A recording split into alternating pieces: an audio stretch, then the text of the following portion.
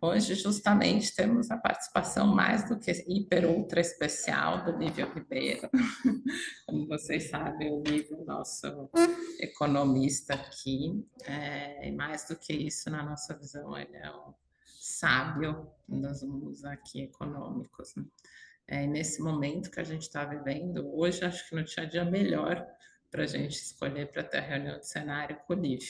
Ele mesmo Uhum, falou: tem uma apresentação, mas já aconteceu tanta coisa nos últimos 5 dias, Lívio, talvez, que vale a pena ele comentar com a gente. Aí, se precisar, Lívio, pegar alguns slides de uhum, suporte, tudo bem. O tá, importante é a gente conseguir adaptar aqui para isso. tanta coisa conseguir passar a mensagem. Mas dito isso, passo a palavra para você.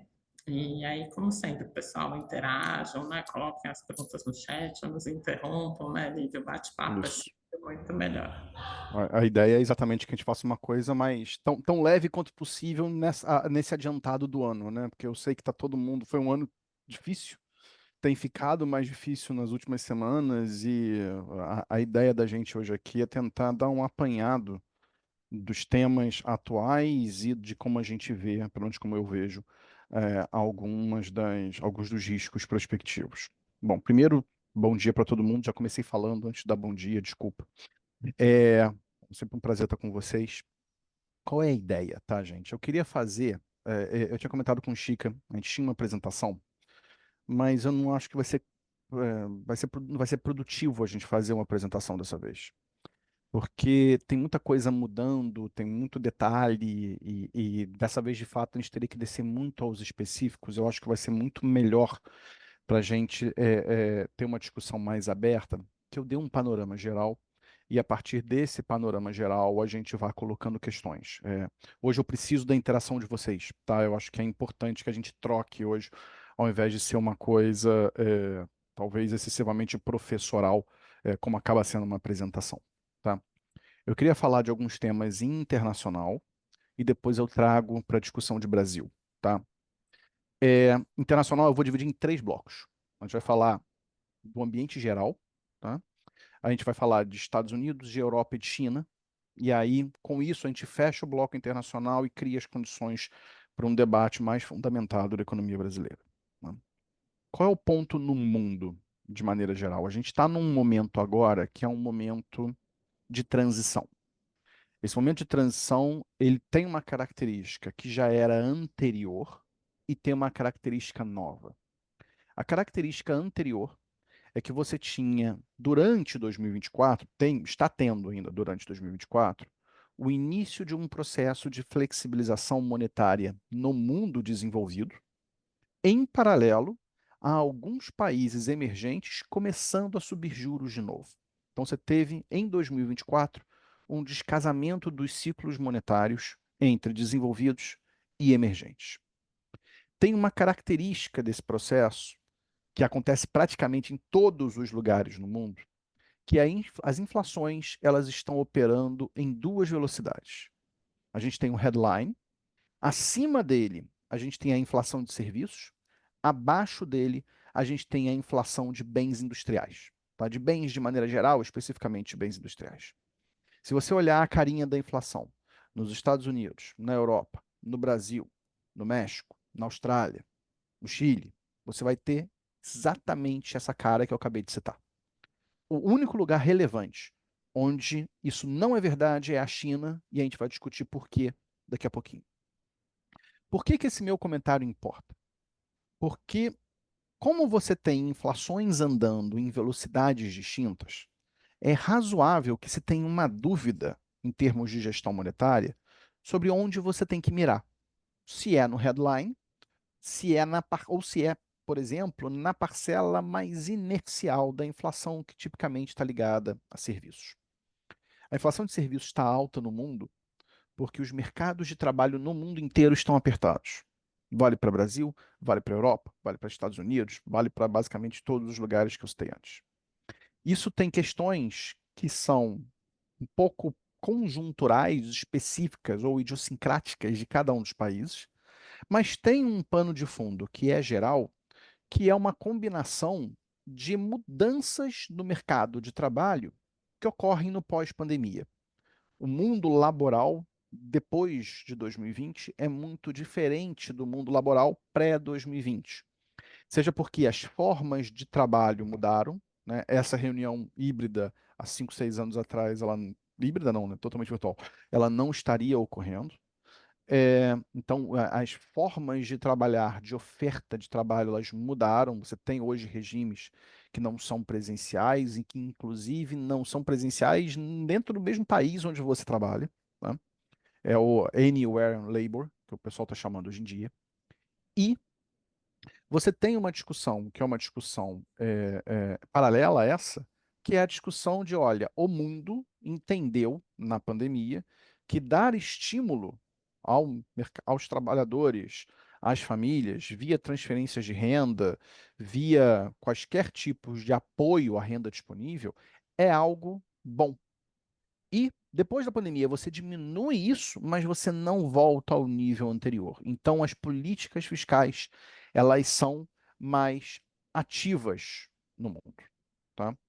Esse é um ponto importantíssimo que muda a forma como a interação entre os agentes públicos e privados ocorre no mundo inteiro e muda o perfil da inflação. Como a inflação de serviços que fica lá no alto, com o mercado de trabalho forte e política fiscal expansionista, e, do outro lado, uma inflação de bens baixa. Essa inflação de bens baixa, ela tem uma ligação muito grande com o excesso de oferta de bens industriais no mundo, que vem por dois canais.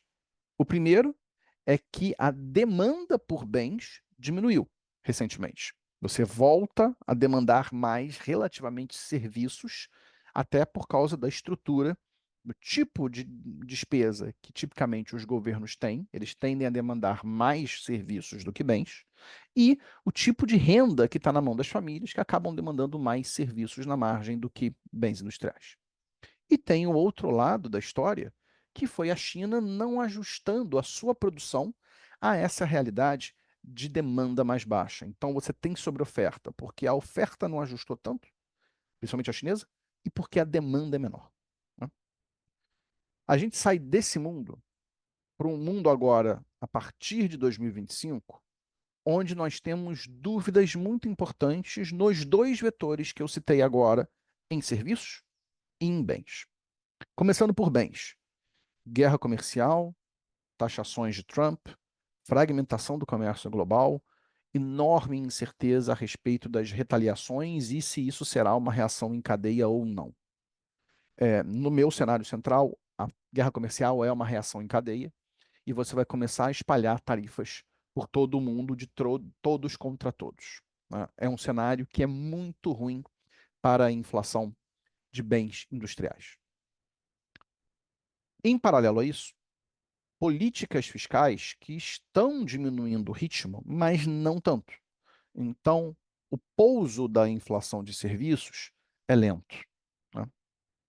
Quando você junta essas duas coisas, falando do mundo desenvolvido que estava cortando juros, em alguns países, especificamente nos Estados Unidos, você começa a coçar o queixo, porque você não sabe se a velocidade de queda da inflação de serviços vai ser suficiente para compensar essa aceleração que você deve ter na inflação de bens.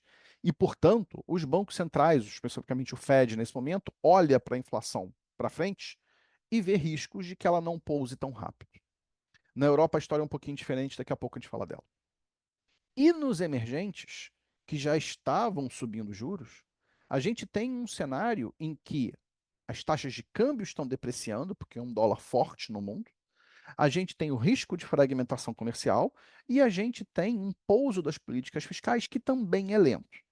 Então, se antes eles já estavam tendo que virar e subir juros, o cenário que se desenha para frente agora é um cenário em que talvez você tenha que descer mais ainda, desculpa, tem que subir mais ainda, ou tem que fazê-lo mais rápido. Nota então que eu estou falando para vocês é que a política monetária, o tom dela em 24 é bem diferente para 25. E isso não é uma característica somente do Brasil, isso é uma característica no mundo inteiro, tá? Esse é o pano de fundo. Cenário americano. Economia forte, sistematicamente forte, o Fed com enormes dificuldades de comunicação, fazendo um movimento inicial de corte de 50 bips na reunião de setembro que ninguém entendeu, depois desacelera para 25 bips em novembro.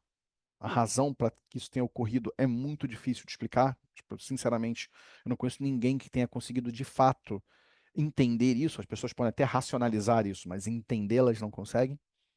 E na reunião da semana que vem, boas indicações de que você vai ter um corte de 25 e você vai parar. Ou seja, não necessariamente você vai parar totalmente de cortar juros, mas o ciclo entendido como movimentos consecutivos de redução dos juros, ele deve ser interrompido. Por quê? Porque tem o Trump assumindo, tem um bando de mudança em política econômica e é razoável você esperar um pouco para entender onde o novo equilíbrio vai parar. E aí, dali, você avalia se você continua cortando juros ou não. É um cenário de dólar forte? É um cenário que tende a maximizar a inflação no curto prazo, e é um cenário, em sendo os Estados Unidos uma economia grande, que esse movimento de fechamento que o Trump fará da economia tende a ser um movimento que aumenta o crescimento americano no curto prazo. O curto prazo importa, tá, gente? Porque essas políticas, a médio prazo, elas deprimem PIB potencial, elas deprimem inovação, elas deprimem produtividade, mas no curto prazo, as empresas vão tentar produzir nos Estados Unidos. E você vai ter um processo de onshoring, porque esse mercado consumidor é grande demais para você ficar fora dele. Tem um detalhe aqui que é super importante. Vamos trabalhar com Estados Unidos e China, tá? A China manda produtos para os Estados Unidos vão subir um muro. Subindo esse muro, o que que acontece com esses produtos que vinham da China? Esses produtos eles vão ter que ser desviados para algum lugar. Então existem cenários que não são muito prováveis, mas existem, em que o mundo ex-Estados Unidos se coordena e não existe uma taxação em cadeia, de forma que os produtos chineses vazem para esses países. Então, é possível, ainda que improvável, que o preço de bens industriais no mundo ex-Estados Unidos caia, na medida em que a oferta chinesa para esses países aumenta. Por que isso é improvável? Porque as guerras comerciais elas são reações em cadeia. Então todo mundo começa a taxar todo mundo e na verdade você não sobe um muro como o americano, mas você sobe inúmeros muros, você coloca inúmeras areias na engrenagem e isso dificulta a transmissão dessa inflação, dessa diminuição de preços via excesso de oferta. Né? Leni, você quer fazer algum comentário? Ah, não, eu vi que está no mudo, desculpa. Gente, me interrompam, tá? A ideia aqui é que a gente converse. Né? Então, voltando para os Estados Unidos, um mundo em que a inflação americana tende a subir, o pouso dela, pelo menos, é mais lento, a economia até cresce mais no curto prazo, taxações aumentam, dólar fortalece, é um mundo de Estados Unidos forte, pelo menos na largada, o que se traduz em pressão nas moedas ex-dólar americano. Primeiro, antes de falar de China, Europa. Como é que a Europa recebe esse mundo? A Europa recebe esse mundo mal, porque esse mundo é difícil para todo mundo, mas a Europa ainda tem um problema adicional, porque ela é o quintal da confusão geopolítica de Rússia e Ucrânia, que começa a se espalhar com temores de que você tenha algum problema num horizonte não muito longo de tempo, chegando no leste europeu ou nos países bálticos. Tem movimentos nessa seara que às vezes a gente esquece quando a gente fala de economia, mas que são importantíssimos, tá? Finlândia e Suécia entrando na OTAN é um game changer, tá? É claramente um sinal de enorme preocupação com a Rússia flexionando seus músculos num horizonte X de tempo. Em paralelo, sob Trump, possivelmente o apoio americano à OTAN diminui. Então, esse reequilíbrio de forças, ele pega a Europa de jeito e deve implicar, tudo mais constante, em um aumento sensível de gastos militares europeus, olhando daqui para frente. Então, olha, oi. Rapidinho, fala um pouco mais. Eu, pelo menos, não estava tão a par desse movimento novo da OTAN. Como é que é, gente? Finlândia aí? Quais países estão Finlândia e entrando? Suécia. Quando? Como funciona? A Então vamos lá. Na Suécia, que verdade, sempre assim, foi a rainha da neutralidade, resolveu se exato. movimentar nesse sentido. Assim, são países que têm fronteiras enormes com a Rússia, tá? E eles têm uma característica que é importante, porque se você olha os portos do Ártico, né, são portos que ficam congelados a maior parte do tempo. E eles são um caminho para você atingir os portos que são portos de águas livres na região polar, tá? Então, sempre foi uma postura, esses países sempre tiveram uma postura de neutralidade frente à OTAN, no sentido que eles não queriam se meter nessa briga. Eles julgavam que eles não tinham, eles eram um ponto de passagem, e eles são um ponto de passagem, e eles tinham uma visão de que a neutralidade seria o melhor caminho. Neutralidade diferente da neutralidade suíça, tá, Chico? Porque são países armados até os dentes. As pessoas não têm muita noção. Mas assim, Finlândia e Suécia são países extremamente militarizados, tá? É, as pessoas não sabem disso. Assim, a Suécia, para vocês terem dimensão, Não né? fazia ideia. Assim, pra vocês terem dimensão, a gente acabou de comprar o caça sueco, o Gripen, né? A Suécia não devia ter produção de avião a jato. E tem uma tradição longuíssima de não depender de supply estrangeiro, tá? É nesse nível a preocupação que existe com defesa, tá? Tipo, tem uma, eu podia ficar falando horas a respeito disso, porque, por sinal, quando eu tive a minha especialização em relações internacionais, foi exatamente na parte de política e segurança. Então, o caso sueco é um caso que eu conheço razoavelmente bem, mas deixa isso guardado num canto, tá? Então, assim, a gente tem Suécia e Finlândia mudando o seu entendimento de proteção, sua política doméstica de defesa e se filiando à OTAN, tá? Numa mudança dramática de mentalidade, tá? Que é um sinal de que existe, nesse momento, pelo menos, uma preocupação muito grande do que a Rússia, sob Putin, pode fazer, tá? É, Isso também vale para os bálticos, tá? Estônia, Letônia e Lituânia, mas esses são, enfim, esses países, se tiver um evento, eles são tratorados em questão de talvez uma semana, inclusive porque é um terreno muito difícil de defender. De novo, deixa isso guardado num canto, depois a gente discute isso. Mas o fato é que o pano de fundo da Europa muda, tá? É, Então, você tem os Estados Unidos fortes, mais isolado, deixando a Europa se virar sozinha. Você tem pressão de despesas na Europa. Você tem a ascensão de grupos políticos de extrema direita em diversos países europeus, numa visão, né, mais xenofóbica, mais isolacionista também da Europa. E você tem todo o choque que vem lá de trás, porque na hora em que a Rússia invade a Ucrânia, toda a estrutura de produção industrial europeia, que basicamente estava pendurada no gás russo, tem que trocar o seu supply de energia em pouquíssimo tempo. Tá? Então tem uma mudança brutal. Transição energética, transição militar, transição política. A Europa está num momento horroroso. Tá? No meio disso tudo, o que o ECB faz? Todos os desafios de pouso da inflação são os mesmos observados em outros lugares. A diferença, no caso europeu, é que, a despeito de um mercado de trabalho hiperforte, a taxa de desemprego europeia é a menor sob o euro, ou seja, desde 1998, ela está em 6,3 agora.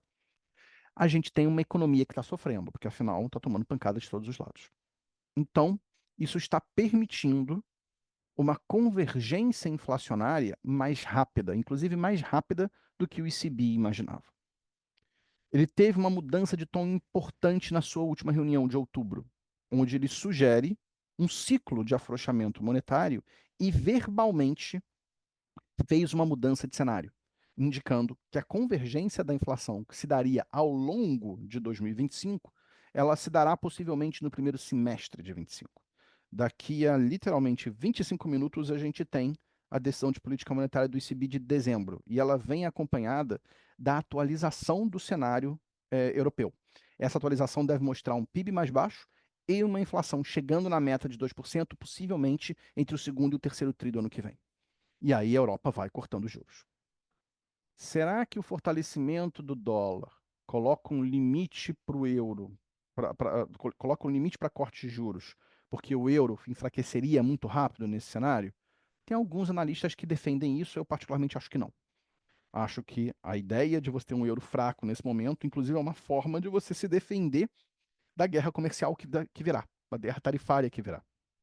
Então, não me parece ser uma questão que vai tirar o sono dos europeus, pelo menos nesse momento. Então, se no Fed, voltando, a gente tem um cenário que corta em dezembro e para ver, na Europa, corta em dezembro e tem boas chances da gente fazer um ciclo mais rápido porque a inflação está caindo mais rápido, ao custo de uma atividade fraca. China, para fechar isso tudo. China tem um problemão de todos esses problemas internacionais que a gente está citando. Porque a China tem uma transição de modelo econômico incompleta, na qual ela passa por um problema enorme de demanda doméstica. A demanda externa tem a questão tarifária. Eles não controlam e vai piorar. A indústria chinesa não se adequou de maneira adequada, vamos chamar assim, adequou de maneira adequada é um português maravilhoso, mas se adequou de maneira correta a essa demanda que vem de fora mais difícil. Então, eles precisavam de demanda interna. Só que num cenário em que o desemprego dos jovens aumenta, que o preço dos imóveis cai, que você tem uma sinofobia muito clara no mundo e inúmeras incertezas a respeito das políticas públicas, as famílias ficaram defensivas e estão consumindo muito menos do que consumiam antes da pandemia. Lembra que a China já tem uma taxa de poupança alta, né? E o que eu estou dizendo para vocês é que aumentou mais ainda. E aí, nesse cenário, não tem consumo doméstico, não tem absorção interna, não tem crescimento de consumo e de serviços e a economia tem dificuldade de andar. O que que o governo tem feito? Inclusive, para se preparar para esse mundo mais difícil, o governo chinês entrou em um amplo programa de políticas anticíclicas, com foco muito grande em redução de juros, expansão de crédito e expansão fiscal, voltada especialmente para projetos de infraestrutura e investimento tocados pelos governos subnacionais. Você teve um grande PROER na China, uma grande limpeza de balanços de bancos, de incorporadoras imobiliárias, de governos subnacionais, limpando e zerando a pedra para que você entre de novo numa espiral de investimento, crédito, consumo, produção. O governo não estimulou diretamente o consumo, tá? Ele está fazendo isso de uma maneira bastante indireta. Ainda que nos últimos dias mesmo, nos últimos 5 dias, a gente tenha tido alguns sinais diferentes a respeito de um foco em consumo.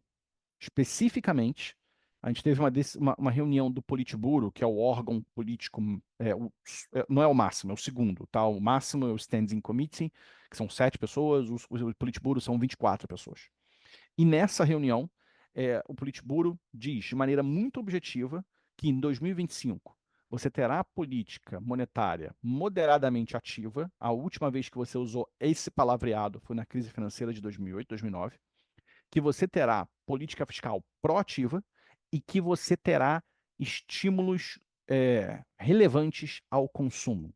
Isso é uma mudança importante de sinalização. Nesse momento que a gente está falando, está acontecendo a Central Economic Work Conference. Ela começou dia 10 e ela acaba amanhã, CEWC, que é quando o governo define as políticas públicas e as metas de crescimento para 2025. Essas metas só vão ser divulgadas lá em março, mas elas são definidas hoje, né, até sexta-feira. E depois, na semana que vem, a gente tem uma reunião do órgão máximo de planejamento estatal, que é o National Development Research Committee, NDRC. E dessa reunião vai sair um comunicado. Esse comunicado vai ser importante para a gente calibrar um pouco a nossa percepção para o ano que vem e a gente tem um cenário em que os estímulos chineses serão contínuos. A bateria que você teve até agora é a primeira de várias. E ela vai ser ajustada em função dos desafios observados no mundo e dentro da China. Tá? Ponto importante, tá, gente? O mercado, de maneira geral, está bem pessimista com o crescimento chinês do ano que vem. Casas importantes estão colocando o crescimento perto de 4%. Acho que vão errar, tá? As políticas que estão sendo desenhadas não são as melhores políticas, mas elas são grandes e elas vão ter efeito sobre o crescimento chinês. A gente tem 4,9 esse ano, 4,7 ano que vem, a gente está acima do mercado ano que vem, e eu estou bastante convicto que a China tem muito espaço para fazer um barramento, né, fazer uma defesa aos ventos negativos que virão de fora. E eu acho que a China vai surpreender em 2025, tá? Gerando desequilíbrios, gasto do governo, as coisas erradas, mas crescendo mais do que as pessoas imaginam. Vamos ter isso em mente. Bom, isso é internacional. Querem fazer perguntas aqui ou a gente vai para o Brasil? O que vocês acham? Olívio, oi. Oi, oi, Amaury. Não, acho que foi ontem ou antes de ontem, o Xi chegou e falou: não, a China vai crescer 5% no mínimo. Ele está assinando embaixo. Aí Uhum, você tem, é como você falou, ele sabe o que ele está fazendo. Por outro lado, toda vez que um governo chega e fala vai acontecer, é porque o trend é de não acontecer. Então, aí tem uma dualidade, né, uhum. no processo. Não O ponto é sei. o seguinte, Amaury, não, sim, está certo no que você está falando, mas a gente tem que tomar um cuidado no caso chinês, porque a China ela tem barreiras. Conta de capital não é aberta, taxa de poupança é altíssima, juro é muito baixo. A dívida pública do governo central é pequena, é menor que a brasileira, tá? Então você tem um espaço de manobra enorme para fazer besteira, literalmente isso, tá? Isso eu não estou dizendo de maneira nenhuma que as políticas que a China está sinalizando são políticas consistentes a longo prazo, tá? Mas o que eu estou dizendo explicitamente é que, como não opera a mercado, tem uma série de barreiras, o espaço para você fazer besteira é grande e ele é importante no curto prazo. Então, quando o Xi fala, vou crescer 5, eu acho que a gente tem que entender que eles vão buscar 5 e vão ficar muito mais perto do 5 do que o mercado imagina. Tá? Esse já era o nosso call e os movimentos recentes só estão sinalizando que eles vão atrás disso. Vai ter vento externo negativo? Vai. A capacidade de lidar com esses ventos na China é maior do que ocorre no mundo ocidental. Tá? Eu acho que isso é central para a gente entender um pouco desse reequilíbrio de forças. A China está flexionando seus músculos, ela não tem como fazer frente de maneira geral aos Estados Unidos, mas essa briga, ela é muito menos chutar cachorro morto do que as pessoas imaginam. Fala, Lini. Não, não sei nem, mais um comentário aí, linkando os pontos que você comentou. Vou falar primeiro que a China cresce mesmo com essa barreira americana? Sim. A maior parte do crescimento doméstico do crescimento chinês hoje está dentro do mercado doméstico dela. Tá? O que Tá. seria adequado você fazer em termos de equilíbrio macroeconômico era estimular o consumo. Estimular o consumo, como o Brasil sabe fazer super bem, dar um auxílio China, tá? Uhum. Por que que eles não fazem isso? Porque eles nunca fizeram, né? Eles sempre fizeram os movimentos pelo lado da oferta, é a tradição deles, porque sempre foram uma economia que tinha indústria maior que serviços. Os serviços serem maior do que a indústria no PIB, serem maiores do que a indústria no PIB, é uma realidade de menos de 10 anos, tá? Isso é bem pouco usual. E tem um ponto, e aí sou eu falando, tá? Que eu acho que é uma questão, e aqui é um belo acho, tá? É uma questão de economia política, né? Você é um regime autoritário. Só que é um regime autoritário num país que tem 1,3 bilhão de pessoas. Você dá um cheque para essas pessoas. Aí no segundo mês você dá outro cheque. Aí no terceiro mês, alguém pede um reajuste e você não dá. Você vai ter 1,3 bi de pessoas batendo na sua porta. Um regime que é autocrático, não há tanque que aguente 1,3 bi de pessoas demandando mudanças. Então não vamos balançar muito o barco nesse aspecto, entendeu? Eu entendo que isso é um pouco defesa do establishment político e não tanto a defesa do establishment econômico. Isso é teoria minha, tá? Mas assim, não só minha, evidentemente, Seria mas uma estratégia de curto prazo, né? é, entendeu? Então, assim, aqui, de novo, a China é um bicho um pouquinho diferente um pouquinho nada, é bem diferente de como a gente entende o mundo aqui do Ocidente, e a gente tem que tomar muito cuidado de não querer ler o cenário chinês com os nossos olhos, porque os olhos deles literalmente são diferentes. Tá. Então, E essa questão que você comentou, voltando lá no início, que o mercado americano teria esse crescimento assim entendi, meio de curto prazo também só, né? Porque a médio prazo ele não se sustentaria, né? A médio prazo não, mas quando a gente define curto prazo aqui, eu não estou dizendo que ele é circunscrito a 25, tá? Por ser uma economia muito grande, ter capacidade de essa atração, você pode ter um desempenho maior do que as pessoas imaginariam pelo horizonte de 2, 3 anos sem muito problema. Isso cria problema lá na frente. E o problema dessas políticas de imposição de tarifa e taxação é que é exatamente esse. Elas são inconsistentes ao longo do tempo. Só que as pessoas, em geral, todo mundo, tá? As pessoas não pensam intertemporalmente. Elas acabam olhando muito para o horizonte curto e não veem as implicações das escolhas a prazos mais longos. Esse descasamento é que faz que tarifa seja uma coisa que é universalmente vista como algo que não funciona, mas que as pessoas adoram fazer. Eu acho que o impacto mais imprevisto é justamente essa questão sensível aí da Europa, né? A gente não tem, sei lá, conhecimento, domínio ou previsibilidade de uma questão aí mais estratégia e de guerras entre esses países que vem impactar o mundo todo. Acho que a gente continua com a primeira palavra que você usou, né? Incerteza, imprevisibilidade. É isso, não tem jeito. Isso é mudança de regime. Mudança de regime, se a gente conseguisse antecipar, era lindo o mundo, né? Só que a gente não consegue. Mas vamos ter isso na cabeça, entendeu? Tem essas possibilidades? Tem. São iminentes? Não. Mas, como a gente gosta de falar, com estatística, a cauda tá gorda, entendeu? São caudas bem gordas. E a gente tem que tomar cuidado com isso, sim. Eu falei, eram mais alguns comentários para ver se eu tinha entendido razoavelmente certo. Não, tá tudo perfeito. Do que pergunta, porque realmente é tudo tão incerto que não dá muito para prever nada. Vamos lá, obrigada. Nada. Bom, Brasil? Eu vou começar pelo final, tá? O mercado... Vamos para a parte fácil agora. Né? A parte fácil agora. A parte que tá todo mundo entendendo. Tá tranquilo. Tá tranquilo. O mercado estava tendo um debate muito grande a respeito da conveniência do Banco Central acelerar o ritmo de corte de juros ontem. Tá? Eu não sei quantos de vocês acompanham os materiais que a BRCG divulga, que são abertos ao grande público. Tá? A gente tem uma linha que chama Destaque BRCG e a gente teve uma publicação no pré-Copom, né, na véspera, na noite de terça. A gente sempre faz isso. Duas vertentes, tá? Uma vertente, eu vou dar nomes porque está na rua, tá? Então, a vertente Bradesco. A vertente Bradesco é a vertente da dominância fiscal. Olha, não tem o que o Banco Central fazer para controlar a inflação no curto prazo.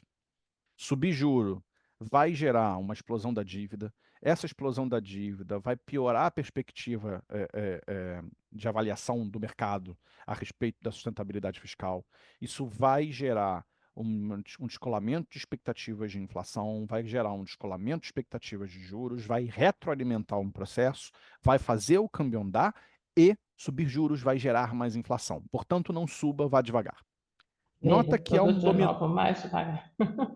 Nota que é um dominância fiscal meio tímido, né? Porque se é dominância fiscal mesmo, não é para subir juros, é para cortar. Então, eu estou te interrompendo, porque acho que tem um tema que a gente conversou muitas vezes, né, que a gente sabe que as mídias funcionam, né, de uma forma em massa. De repente, todo mundo traz o mesmo tema, né? As últimas 2 semanas, talvez a última semana, foi dominância fiscal. Mas você mesmo, Sabine, explicou que esse conceito não é claro, né? O dominância fiscal é o conceito onde a parte fiscal tem mais importância, teoricamente, do que a política monetária tradicional. Não é. Esse então, é o ponto. Esse Vamos é lá. o ponto, né? Para mim, né, o sentido é esse, mas o Lívia me ensinou tecnicamente correto, isso muda tudo, por isso que eu interrompi. Vamos do começo, vamos Livinho. Lá. Não vou fazer uma aula de política monetária aqui, tá, gente? Mas vamos lá. O conceito de dominância fiscal, ele é definido por Sargent Wallace em 1981, tá? Num artigo que é dos artigos, na minha opinião, mais bonitos que você tem. Bonito mesmo, assim, tipo, sofisticado, tá? Em teoria econômica. Que é um artigo é um quarterly review do Fed de Minneapolis, St. Paul, 1981, tá? Depois eu conto para vocês por que eu conheço essa literatura, tá? Ela não é por causa de Brasil, é um projeto que eu fiz há alguns anos atrás, para Angola. Daqui a pouco a gente abre essa caixa. Pensa no seguinte. Pensa no balanço do país entre ativos e passivos. Tá? O endividamento é a necessidade de você ir pedalando isso. O ativo cresce pelo crescimento do PIB, o passivo cresce pelo juro. Em casos de dominância fiscal, não existe. Se você aumenta, vou refrasear, se você aumenta o juro, ou seja, se você aumenta a velocidade de crescimento do passivo, não existe nada do lado do ativo que não seja um aumento da inflação que faz com que o balanço reequilibre ao longo do tempo. Portanto, em dominância fiscal, subir juros aumenta a inflação, que é o canal contrário usual. Não passa necessariamente por câmbio, esse é um ponto importante, porque inclusive isso foi desenhado para os Estados Unidos e o câmbio dele é o próprio dólar, portanto não tem esse debate. Tá? Isso é, subir juro aumenta a percepção de inviabilidade patrimonial do país, vamos colocar assim, e a única coisa que fecha a conta é uma elevação de inflação de forma a corroer o valor real do passivo. Isso é dominância fiscal. É uma questão patrimonial. As pessoas têm controvérsia em cima disso, tá, gente? Mas é porque as pessoas não leram Sargent Wallace. Elas deveriam ter lido para não usar o termo de maneira equivocada, porque as pessoas estão usando o termo de maneira equivocada. Tá? O que a gente tem hoje no debate não é um debate de dominância no Brasil. É um debate, vamos chamar, de liderança fiscal. Que é o quê? O Banco Central está enxugando gelo. Por quê? Se você sobe o juro e o governo continua jogando lenha na fogueira, não há juro suficiente para você subir na medida que o cara está enxugando, está fazendo a demanda agregada subir cada vez mais rápido. Então, a política monetária, ela perde muita potência na medida em que eu estou jogando água na fervura e tem um outro cara do outro lado aumentando a temperatura do fogão. Tá? Nota que as implicações sobre juros são absolutamente distintas. Dominância fiscal, se o juro sobe, a inflação aumenta. No caso brasileiro, se o juro sobe, a inflação cai. Só que se eu tenho a política fiscal empurrando, ela cai e sobe de novo, porque o fiscal empurrou. Vamos separar as frequências. Tá? Por que esse debate é importante? Tá, a gente teve esse debate na TAG, eu estou tendo esse debate em todos os lugares, assim. Tipo, tá? E aí, tipo, a forma como o mercado entende dominância fiscal, de novo, tecnicamente equivocada, estão usando o termo errado, não é a mesma coisa. É a forma como o Bradesco colocou. E, estritamente, se o Bradesco estivesse falando de dominância fiscal, ele tinha que falar que tinha que cortar o juro, porque o juro, caindo, faria a inflação cair. Tá? Ele não falou isso, ele falou subir pouco. Então, é totalmente misturado o conceito. E aí tinha um outro lado da história, onde eu estava e uma minoria estava, que, olha, na verdade agora não tem mais brincadeira para o Banco Central. O caldo entornou, tem coisas que ele não controla, e o que ele pode fazer agora é dar um tapa na mesa. Tá? A gente tinha um call de elevação de 100 bips nessa reunião, de 100 bips em janeiro, 75 em março e Selic terminal de 10,5, de 14,5 até a reunião de maio do ano que vem. Tá? Veio o Banco Central ontem. Ponto importante. A gente tem dois modelos de avaliação dos modelos de pequeno porte, das projeções do Banco Central. Tem o modelo dele, que a gente tenta replicar, e tem o nosso modelo. No modelo do Banco Central, a gente esperava que, com um cenário Focus de sexta-feira passada, Selic no pico de 13,75 em maio, reduzindo para 13,5 em dezembro, e estando em 12,75, salvo engano, no segundo TRI de 2026, que a projeção de inflação dele subiria em junho de 2026 para 3,9%. Isso incorporando cenários administrados com bandeira verde, como a gente incorporou, e câmbio em torno de 6, 5,95, que é exatamente o que ele acaba usando. Então a gente entendia que a projeção do Banco Central no modelo do Banco Central subiria de 3,6 para 3,9 no horizonte relevante, que é junho 26, mesmo com uma pancada dos juros frente ao juro anterior. O que aconteceu ontem? Ela subiu para 4. Ela não subiu para 3,9. A gente errou um totozinho. E a projeção dele para o fim de 2025 subiu de 3,9 para 4,5. O que o Banco Central disse ontem, com todas as letras, é que, o juro de mercado, que terminava em 13,75, não está nem perto, e que cortava no fim de 25, não estava nem perto do necessário para você cumprir a meta. E mais importante, que esse juro, que já é relativamente alto, é um juro que traz um risco gigantesco de infração do regime de metas. Você já perdeu em 24, é 4,5 em 25, então um peteleco te joga fora e desce muito devagar em 26, ano eleitoral, um bando de coisas que vai acontecer lá na frente, como, por exemplo, a tentativa de você jogar lenha na fogueira com imposto de renda. Ele está dizendo para a gente ontem, de maneira explícita, que o cenário que entornou o copo, tá? E o movimento que ele fez é um movimento de tentar colocar água no copo de novo, na parte que lhe cabe. Sobe e aí faz um forward guidance de 2 reuniões de 1 ponto percentual, que é mais forte do que a gente imaginava, tá? Se o mercado acredita em dominância fiscal, os preços de ativos hoje deviam implodir, né? Tudo explodir, e o câmbio devia acelerar loucamente. Se vocês estão com o terminal aberto agora, vocês estão vendo que o câmbio veio a 5,90. Então o mercado fala uma coisa, mas na verdade os preços estão dizendo outra. Tipo, o tema de dominância foi extremamente mal colocado. Não é esse o ponto. O ponto é que você tem um Banco Central que é atrapalhado muito pela gestão de política fiscal.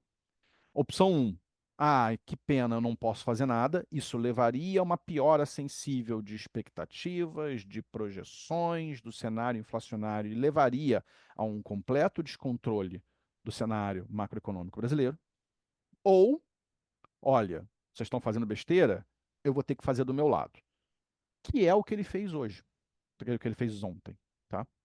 O que a gente vai ter que entender de fato é se essa disposição vai ser mantida e por quanto tempo ela será mantida, porque a gestão Galípolo entendida agora com 7 diretores sendo indicados pelo atual governo, até que ponto essa gestão vai manter a visão resoluta e, na minha opinião, absolutamente precisa. É a primeira vez que eu falo isso em muito tempo do Banco Central. Quem me acompanha há algum tempo já sabe disso, que eu tenho sido muito crítico da forma como o Banco Central tem agido. Ontem, estelar, perfeitamente correto, tá? Pela primeira vez em muito tempo. Vamos entender onde as coisas vão parar. O price action de hoje sugere que a historinha de dominância fiscal não é o que os gestores estão operando. Câmbio para baixo, expectativas de inflação possivelmente vão ceder bastante nas próximas atualizações do Focus, tá? Puxa, a economia vai para qual juro? Na nossa visão, 15.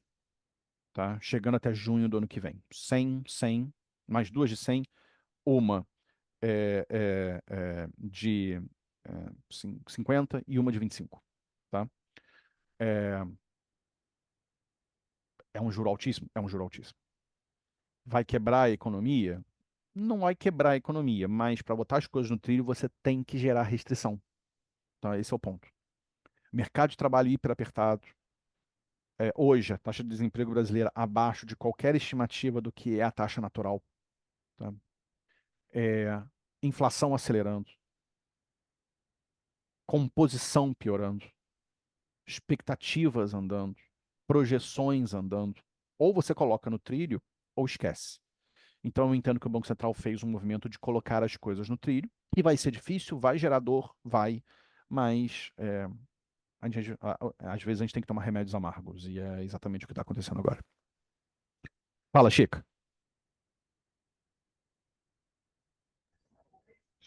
Eu estava pensando alto aqui, Lívia, porque tem um ponto meu, eu argumento muito, falo que eu acho que está pouco no debate a questão dos impactos de um juro real na casa de 9, 10% na economia. A Uhum. gente não tem isso no histórico recente, tá, né? A gente já está próximo do que foi o juro real, né? Esse ex ante, quando a gente projeta essa Selic muito alta um ano para frente, a gente está falando de uma Selic indo a 15% pela notícia de ontem, né, Lívia? Uhum. Só pelo que está escrito na ata, né? Sim. 14,25, mais Não, alguma 14,25 está coisa. dado. 14,25 está dado. Exatamente. E assumimos aí que pode chegar a 15 se for esse o caminho a ser tomado mesmo. 15 com 4,5 de inflação, que seja um juro real de 10. Isso tem impactos muito nocivos para a economia, em tese deveria desacelerar a economia, inflação, etc. Ao mesmo tempo, né, eu acho que tem se dado pouca atenção para esse efeito de quanto o juro real desaceleraria a economia. Uma vez se a gente tiver realmente uma ancoragem, o mercado se acalmando um pouco com esses movimentos do Banco Central, você acha que a gente pode ter uma inflação que desacelera mais rapidamente do que esperado pelo mercado? Sim.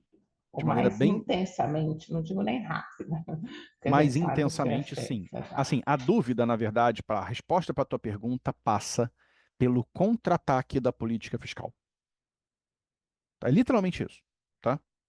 O movimento do Banco Central é um movimento, tipo, ele avançou as peças, tá?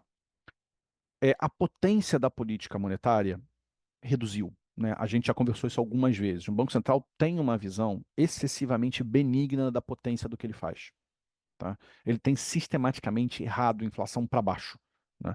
É natural que a gente erre projeção, só que o erro tem que ser bilateral, né? Uma vez você erra para cima, outra vez você erra para baixo. Se você tem um modelo que você sempre erra para a mesma direção, o seu modelo está errado. Não existe estatisticamente a forma de você ter um erro bilateral. O erro tem que ter média zero, tá? O modelo do Banco Central é um modelo que superestima a potência da política monetária. Isso é dizer de outra forma que o juro neutro que o Banco Central usa é baixo demais, tá? Política fiscal hiperativa, redução do canal de crédito na economia, ou mudança do perfil de canal de crédito. Todos esses fatores são fatores aumento do juro internacional. Todos esses são fatores a aumentar o juro basal da economia brasileira. Então, a gente tem que tomar esse cuidado também, tá, Chica? O juro real está em 10, é muito alto. É alto. Só que se o juro neutro subiu, ele é menos alto do que parece, porque na verdade o que importa é a diferença entre o neutro e a taxa efetiva. Não é menos G, praticamente. Não, assim, na verdade aqui é o juro de equilíbrio versus o Sim. juro efetivo, tá? O Não quanto chega nem a ser o G. estimulativa está sendo a Exato. economia, o Entendeu? quanto restritiva. Exatamente. Mas ainda assim, É restritivo, não estou discutindo que não é. Só que talvez a seja diferença. bem menos do que as pessoas imaginam, tá? Eu acho, na verdade, que é isso, tá? Nos nossos Mas modelos, só para vocês 5, terem dimensão. 6, bom, essa Não, como porque vocês assim, podem pode ver, ser são que o nossos juro neutro. debates internos É, tão intensos, tem muita coisa acontecendo ao mesmo tempo, né, pessoal? sim. Então, assim, Mas para acho mim, que é o isso. juro neutro da economia pode ser 7 hoje. Pode, Isso que eu ia falar, uma coisa é juro neutro de 5, 6, outra é 7 com 10, né? entendeu? Então, assim, tem restrição? Tem. Ela é tão grandona assim? Não, não é. Se fosse, a inflação não era o que era, a projeção não era o que era, a atividade não é o que é. A economia brasileira está voando, gente.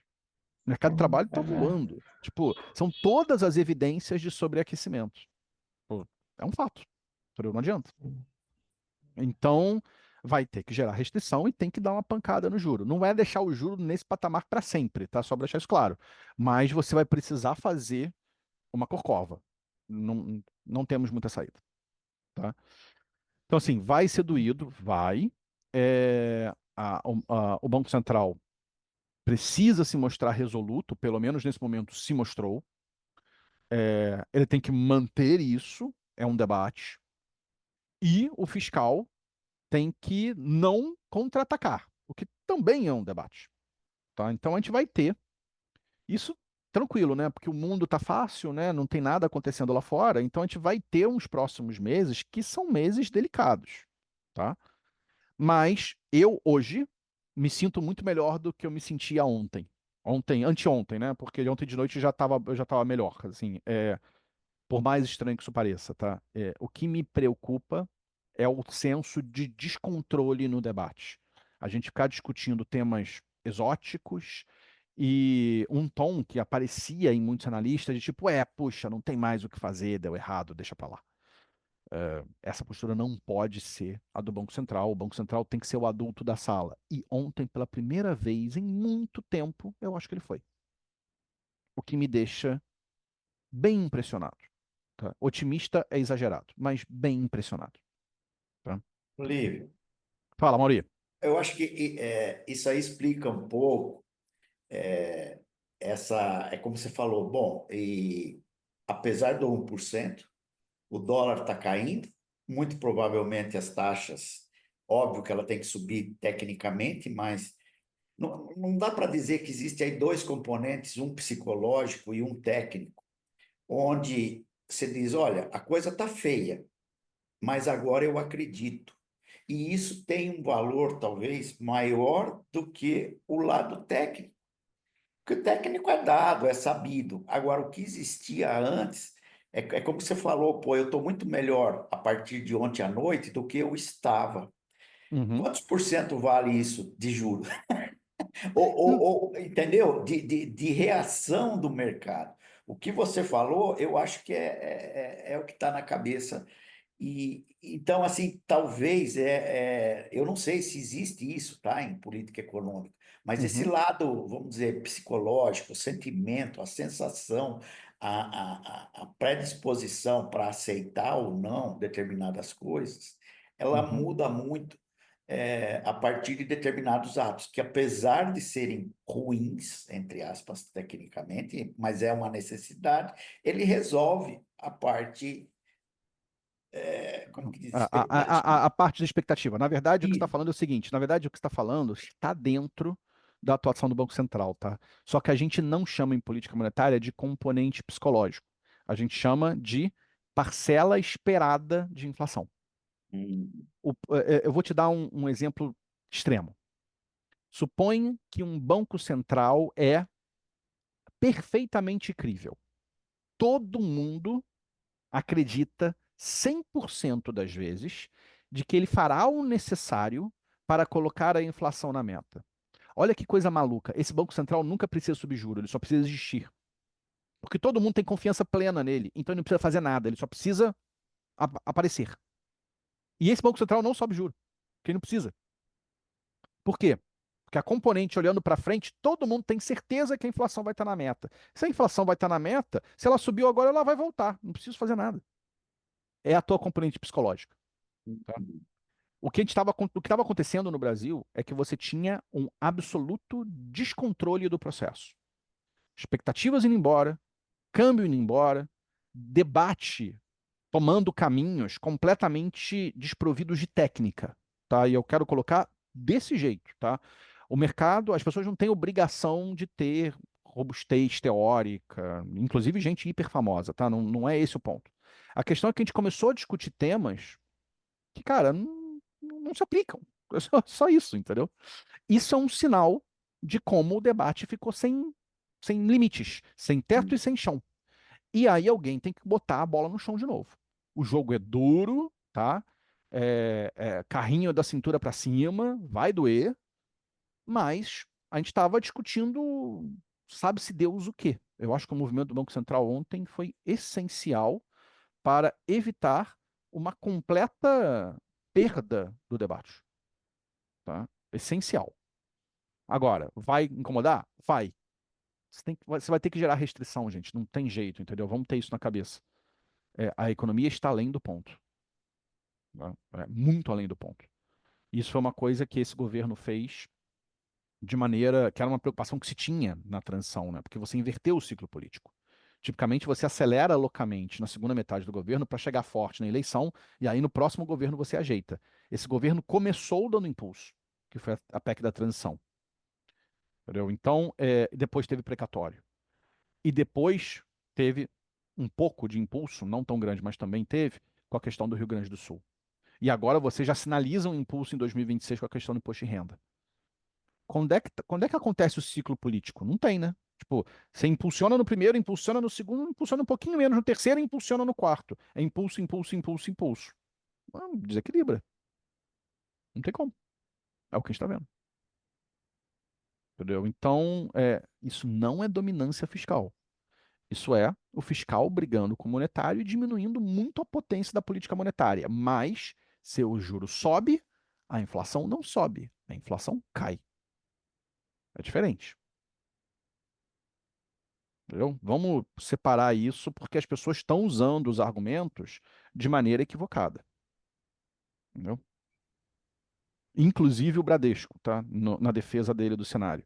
Se era dominância fiscal, ele É, tinha que falar de corte de juro, não de elevação de 50. eu acho que, não sei se todo mundo está a par, né, Lívia, que circulou um artigo do economista do Bradesco Uhum, defendendo que a subida de juros fosse baixa, né, de meio ponto percentual por conta disso. Acho que foi ontem que saiu no Valor, por isso que a gente sim. está Foi no citando aqui broadcast. no broadcast esse artigo.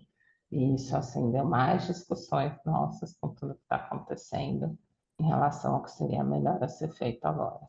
Então, eu mesma, né, como eu falei, tinha essa percepção errada de que teria pouco repasse dos juros para a inflação, consequentemente, né, você machuca demais a economia, a dívida, etc., com custo de subida de 1%. O que a gente está vendo pela reação do mercado hoje é que não, né, que de fato está acalmando o mercado, a gente está com uma perspectiva melhor aí de conseguir ancorar essa inflação, né? Se a inflação cair, a gente abre espaço para novos cortes de juros, isso é o mais essencial agora, independente da lição de casa que precisa ser feita no fiscal. Se você gastar e dar estímulo, a inflação não cai, mas pelo menos a gente tem um equilíbrio de forças aí. E acho que esse é o ponto importante, como sempre, todo mundo sabe, eu sou fã da tecnicidade do livro, nos trouxe aí essa questão muito no detalhe, isso que a gente sempre fala, né? O mercado financeiro tende a não ser tão profundo e técnico, muitas vezes a gente é movido pela ansiedade, e acho que a análise do livro fez bastante diferença. Esperamos realmente que as coisas se acalmem daqui para frente, apesar da dor de lidar com uma Selic a 14, 15% novamente, né? Achou que nunca mais nesse país, sempre nos surpreende. Tá? A gente não cansa de se surpreender com coisas não surpreendentes.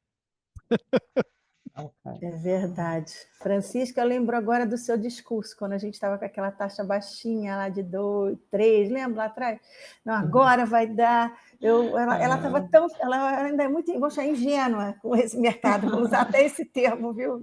Porque ela Olha, estava menina, eu tão. podia ser, depois desses 3, 4 últimos anos, eu perdi duas coisas. Perdi minha ingenuidade, ganhei muita humildade, então acho que valeu a pena. Gente, eu aqui falava assim, nossa, será? Eu fiquei tão. Mas vamos lá. Mas, Lívia, muito obrigada, viu? Sua explicação assim foi Eu espero brilhante. que eu tenha Adorei. conseguido colocar a bola no chão, gente, porque a gente tem que botar a bola no chão agora. Eu acho É, que é exatamente isso. botar a bola no chão e ser muito, vamos dizer assim, cuidadoso, talvez, eu não sei se essa é a melhor palavra, nas definições de gestão desse período, né?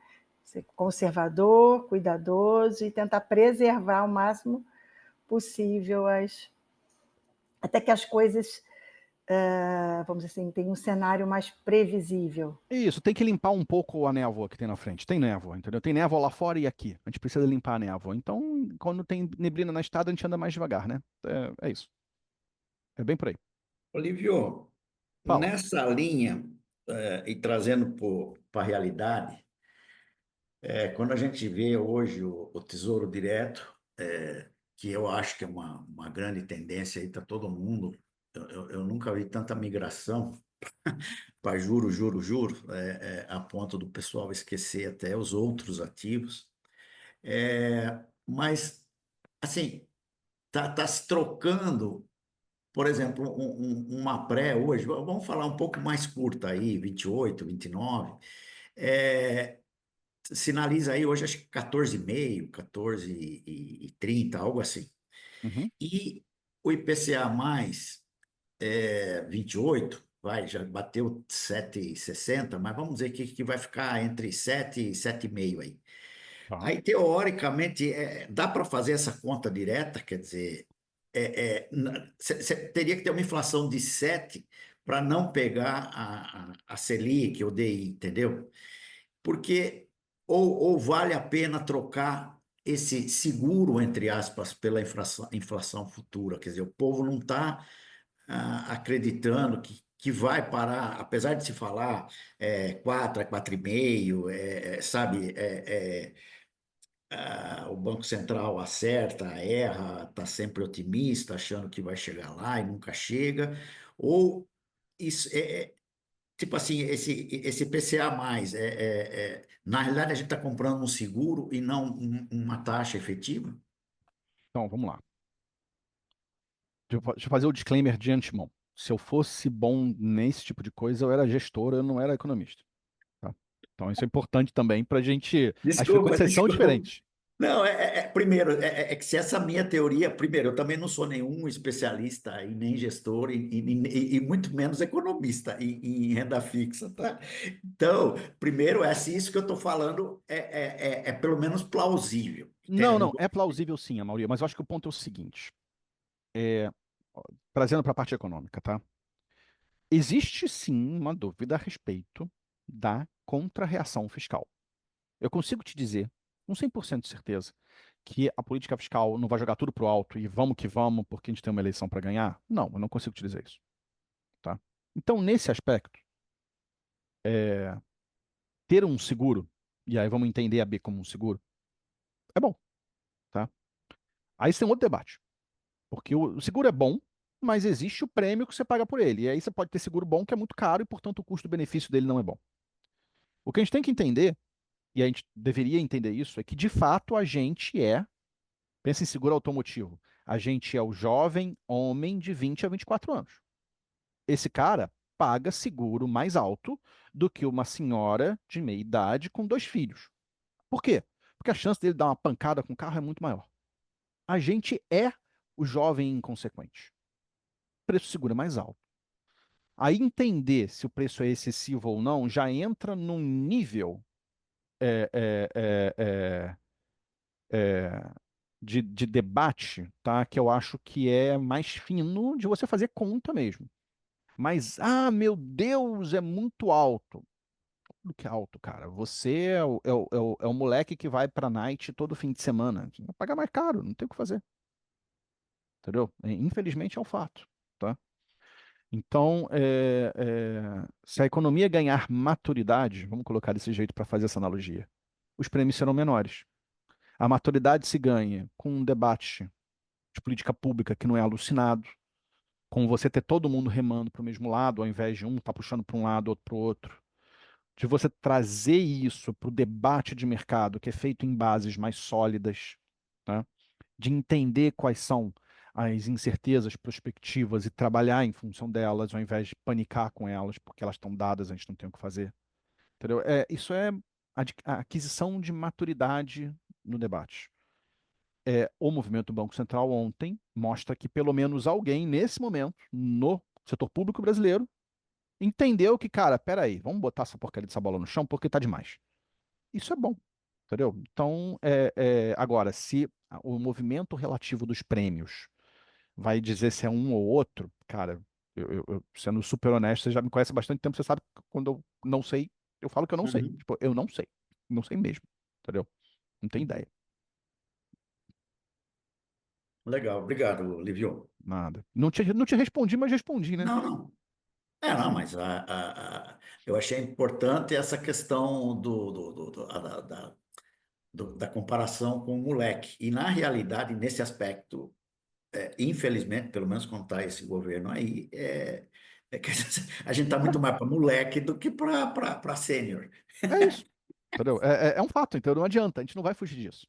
Então, É, pode ser que o moleque tenha quase batido o carro e tome tendência na vida, mas vamos ver, né? Não sei.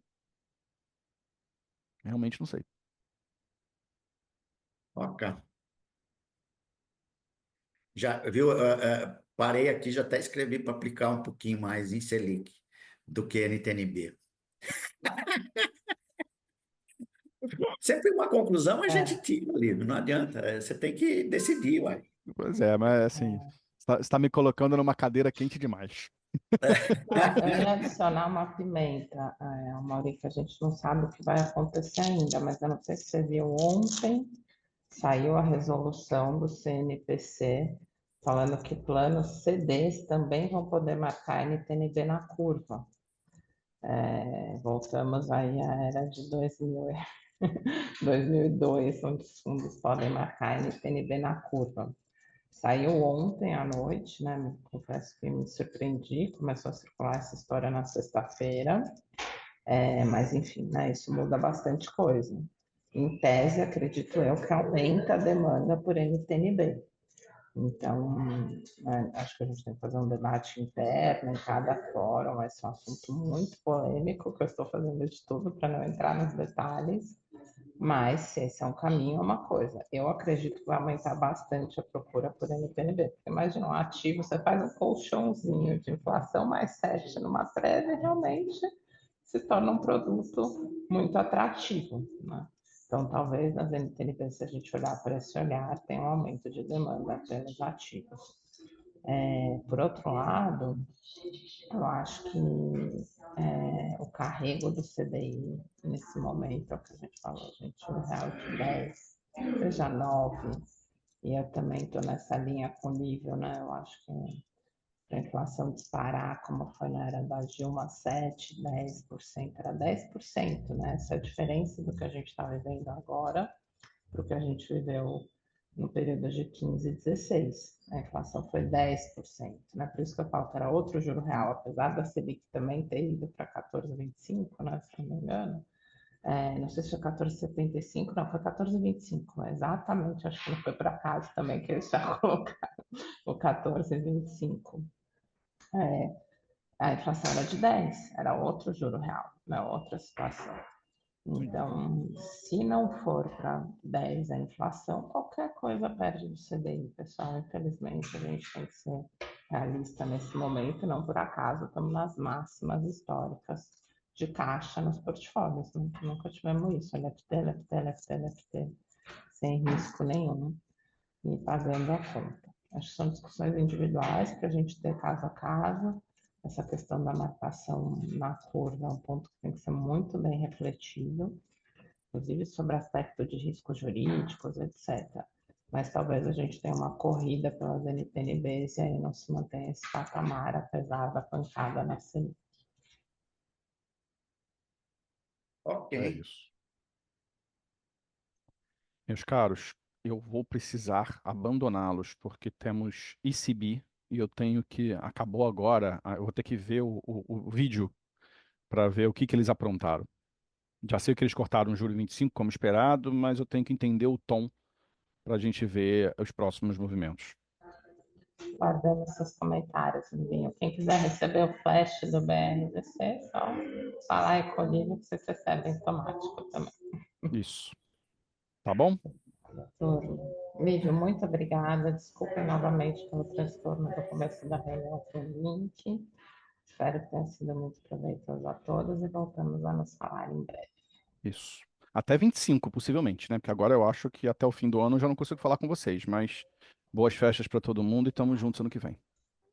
Para você também. Passa, Tá?